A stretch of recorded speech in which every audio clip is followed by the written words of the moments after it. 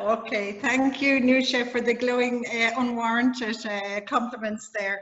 And I'd like to congratulate the Immigrant Council of Ireland, because they have been, without a shadow of a doubt, for the last 20 years, the sort of leading, you know, experts in the field of creativity and innovative kind of practice, I would think, in all my times, and also partnerships within the EU and within Ireland, bringing together statutory and NGO services.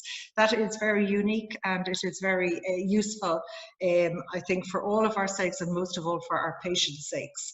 So I've been asked to talk just a little bit on the history of the anti-human trafficking team, how our services came to be, and then a little bit on a sort of gender-specific measures that we undertake within that unit.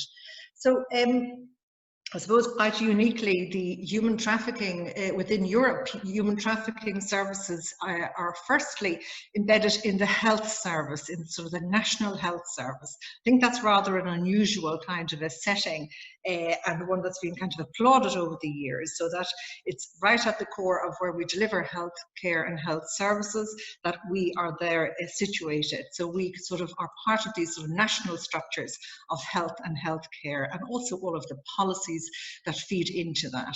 So that's quite an important aspect. The second part, which is also rather unique, I think, is that we grew out of prostitution services.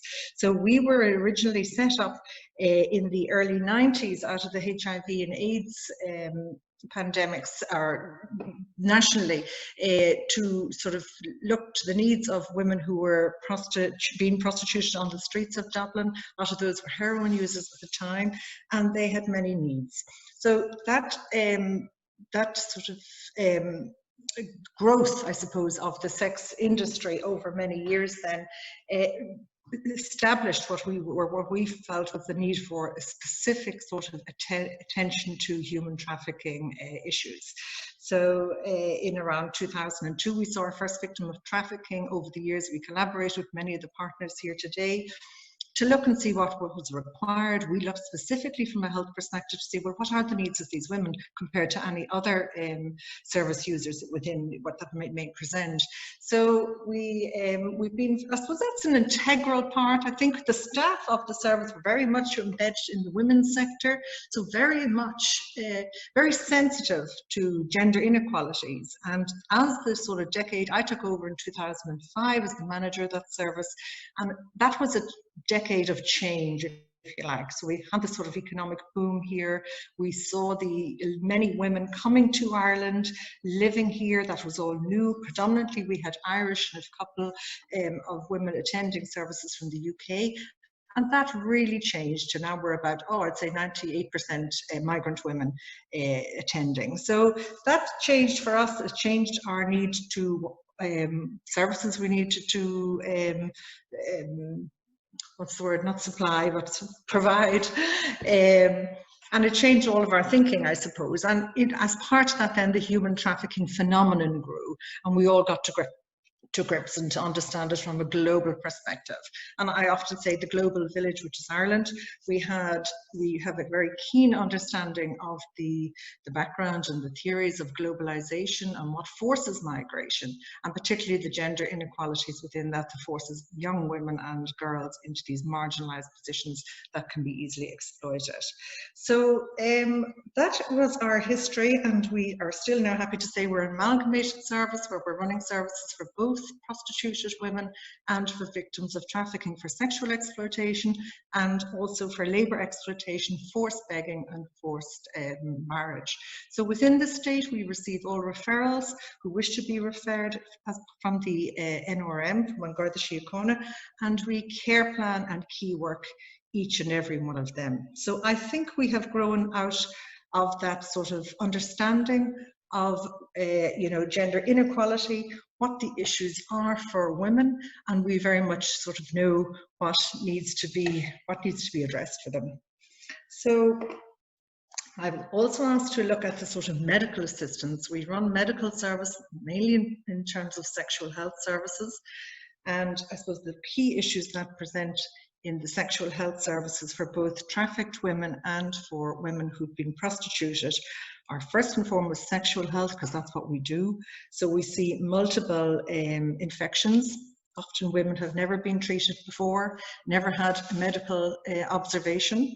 We see a lot of FGM, female genital mutilation.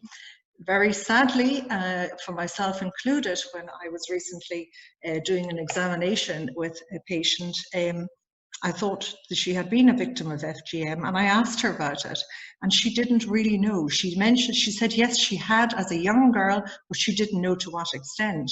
So I am very conscious that when we have victims of trafficking or women in prostitution, into our clinical services, that we are in a power position. First of all, we're clinical staff, so people often have this, don't want to question clinical staff sometimes.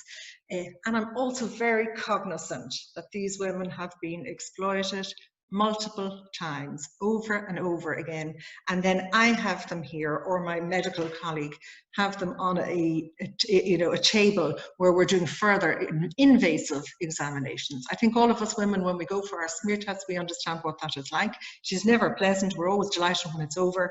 And I just really think if we've had sexual trauma, multiple rapes, and disempowerment, what a crucial space that is for women. And it is so important that staff come at it with an understanding and a sensitivity to what issues may present. So crisis pregnancy also has come over the years many times. Then we come across, of course, gynecology issues. Many have been untreated, many have been undiagnosed. So it's the first port of call for many women who just have not had proper medical attention. Of course, we see women who've come post-termination of pregnancy. Often these were backstreet abortions, and so women have also not been attended to there. And this shocks me every time. It just never had the attention from a psychological point of view or a medical point of view, to attend to these medical situations. What I think is really missing, and I think it's always good to be self-critical, what I really think is missing for victims of trafficking in the state in terms of health is that general medical screening.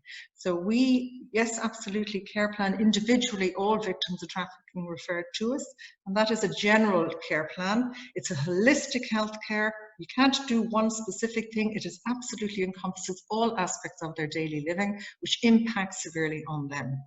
So what we see there is that, we've no data collection in terms of their general health, because they go individually to different GPs throughout the country. So that's problematic, because we've nothing to base our learning on. We can't, accumulate that data from an Irish perspective. So that's something we'd like to look at. If I was asked to look at the, gender-specific issues for women who present, there are two that jump to the fore for me over and over again now for a number of years.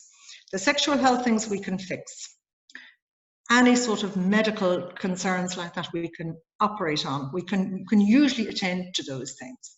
The two massive things that are not being addressed in any significant way is the psychological impact that has led to as a result of the trauma, as a result of multiple rape. That takes years. Thankfully, we have just employed a senior psychologist, specialist psychologist, who hopes to start in January with us. And we hope to set up a program that addresses in some way the psychological impact of trafficking on women and girls. And the second part that I would say, so it's the mental health, and the second part is the separation from children. Too many of our women are sitting and we angst with them. And I have to pay a great tribute to my staff who handhold women all year round, who are mourning and grieving the separation from their children, and who are deeply concerned about their children back home in other states. It is one of the most things that play on my mind mostly, play on my heartstrings mostly. There is no provision in the state for reunification of children, and I think that needs to be looked at as a matter of urgency if we are to address the mental and trauma health impacts of trafficking.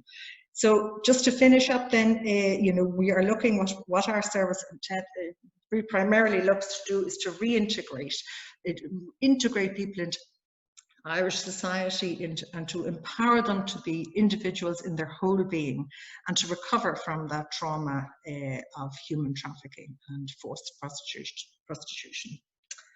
So thank you. That's a very quick synopsis of what we do, but thank you so much for the invitation and for the partnership always with all the NGOs and statutory partners.